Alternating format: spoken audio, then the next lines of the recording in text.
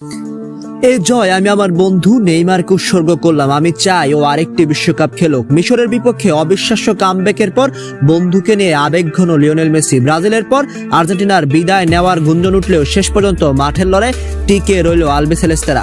Round of 16 ম্যাচে নরওয়ের কাছে হেরে বিশ্বমঞ্চ থেকে ব্রাজিলের বিদায়ের পর ফুটবল ভক্তদের চোখ ছিল আর্জেন্টিনার দিকে। মিশরের বিপক্ষে ম্যাচের শুরুতে হুট করে 2 গোল খেয়ে এক চরম বিপর্যয় ও খাদের কিনারায় পড়েছিল আর্জেন্টিনা, কিন্তু সেরাদের মতোই ঘুরে দাঁড়িয়েছে অবিশ্বাস্য এক কামব্যাক করে ম্যাচটি জিতে শেষ পর্যন্ত কোয়ার্টার ফাইনালে চলে গেল মেসির আর্জেন্টিনা। শ্বাসরুদ্ধ করে জয়ের পর মাঠের ভেতরে যখন উদযাপনের জোয়ার, ঠিক তখনই নিজের দীর্ঘদিনের প্রিয় বন্ধু নেইমারকে নিয়ে আবেগঘন মন্তব্য করলেন লিওনেল মেসি।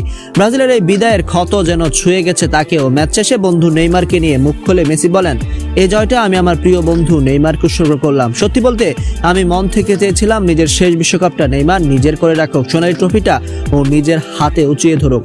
কিন্তু দুর্ভাগ্যবশত ফুটবল মাঠে সব স্বপ্ন সত্যি হয় না। ফুটবল মাঝে মাঝে বড্ড নিষ্ঠুর।